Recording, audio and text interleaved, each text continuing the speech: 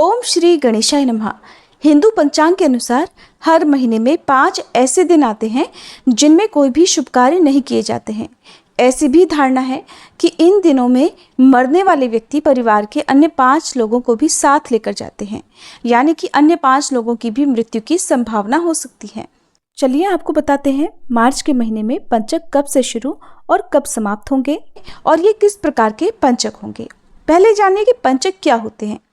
ज्योतिष शास्त्र के अनुसार चंद्र ग्रह का धनिष्ठा नक्षत्र के तृतीय चरण और शतभिषा, पूर्व भाद्रपद, उत्तरा भाद्रपद और रेवती नक्षत्र के चारों चरणों में भ्रमण काल पंचक कहलाता है। इसी तरह चंद्र ग्रह का कुंभ और मीन राशि में भ्रमण पंचकों को जन्म देता है। पंचक के नक्षत्रों का प्रभाव क्या होता है ये भी जानिए। धनिष्ठा नक्षत्र में अगर पंचक लगे होते हैं तो अग्नि का भय होता है। शतभिषा नक्षत्र में कलह होने की संभावना होती है। पूर्वा भाद्रपद नक्षत्र में रोग शोक बढ़ने की आशंका होती है। उत्तरा भाद्रपद में धन के रूप में दंड होता है, आर्थिक नुकसान हो सकता है। और रेवती नक्षत्र में धन हानि की संभावना होती है। पंचक के दिनों में 5 ऐसे काम हैं जो भूले से भी नहीं करनी चाहिए, यानी कि अग्नि चौर भयम, रोगो राज पीड़ा, धनक क्षति, संग्रहे तृणकाष्ठा नाम कृते वस्वदी पंचके। अर्थात कहने का तात्पर्य है कि पंचक में तिनकों और लकड़ियों के इकट्ठा करने से अग्नि भय, चोर भय, रोग भय, राज भय और धन हानि संभव है। 5 काम कौन कौन से हैं? लकड़ी एकत्र करना या खरीदना, मकान पर छत डलवाना, शव जलाना, पलंग या चारपाई बनवाना और दक्षिण दिशा की ओर यात्रा करना। अब यदि 5 काम करने भी पड़े पंचकों के दौरान में तो इनका भी समाधान बताया गया है।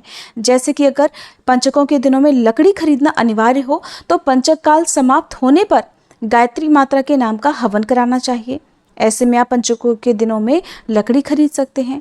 अगर मकान पर आपको छत डलवाना जरूरी हो तो पहले मजदूरों को मिठाई खिलाएं, उसके बाद ही छत डलवाएं। अगर पंचक काल में अंतिम संस्कार करना अनिवार्य हो तो शव दाह करते समय 5 अलग पुतले बनाकर उनका भी विधिवत अंतिम संस्कार करना चाहिए। इसी तरह अगर पंचक काल में पलंग या चारपाई लाना जरूरी हो तो पंचक काल की समाप्ति के बाद ही पलंग या चारपाई का आपको प्रयोग करना चाहिए। अंत में ये कि अगर पंचक काल में दक्षिण दिशा की यात्रा करना भी जरूरी हो तो पहले हनुमान जी के मंदिर में जाएं, हनुमान जी के दर्शन करें, हनुमान जी को फल चढ़ाकर और एक चौमुखा घी का दीपक जलाकर आप दक्षिण दिशा की ओर यात्रा भी प्रारंभ कर सकते हैं। ऐसा करने से पंचक दोष दूर हो जाते हैं। अब पंचकों के प्रकार भी जान लीजिए। रविवार को पड़ने वाला पंचक रोग पंचक कहलाता है।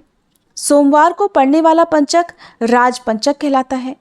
मंगलवार को पड़ने वाला पंचक अग्नि पंचक कहलाता है। शुक्रवार को पड़ने वाला पंचक चोर पंचक कहलाता है।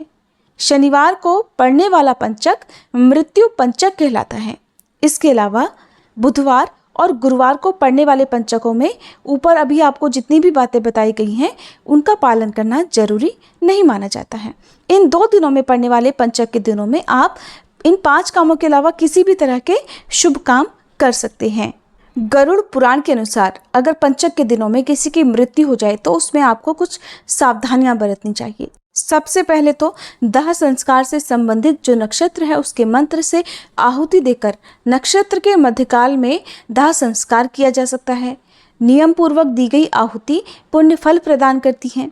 अगर संभव हो तो पंचक के दिनों में यदि किसी की मृत्यु हुई हो तो ऐसे व्यक्ति के शव का दाह संस्कार अगर तीर्थ स्थल में किया जाए तो उसे उत्तम गति मिल जाती है, यानी मोक्ष मिल जाता है।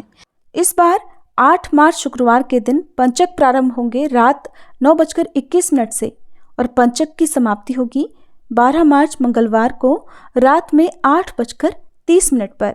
क्योंकि इस बार शुक्रवार से पंचक प्रारंभ हो रहे हैं और शुक्रवार से प्रारंभ होने वाला पंचक चोर पंचक कहलाता है। इस पंचक में किसी भी प्रकार का लेन देन, कर्ज लेना खास तौर पर या व्यापार और किसी भी प्रकार का सौदा नहीं करना चाहिए। इस पंचक में दक्षिण दिशा की तरफ यात्रा करने की भी मनाही की जाती है। मना किए गए काम करने से धन हानि हो सकती है। अगर यात्रा करना बहुत ज़्यादा जरूरी हो तो सबसे पहले हनुमान चालीसा का पाठ करके हनुमान जी के दर्शन करने के बाद ही यात्रा प्रारंभ करनी चाहिए। ये थी आज की वीडियो जानकारी। अगर अच्छी लगी हो तो प्लीज़ वीडियो को लाइक करके चैनल को सब्सक्राइब नहीं किया हो तो ज़रूर कर लीजिएगा और हमारे चैनल पर अपलोड होने वाली सारी वीडियोस को भी जरूर देखिएगा।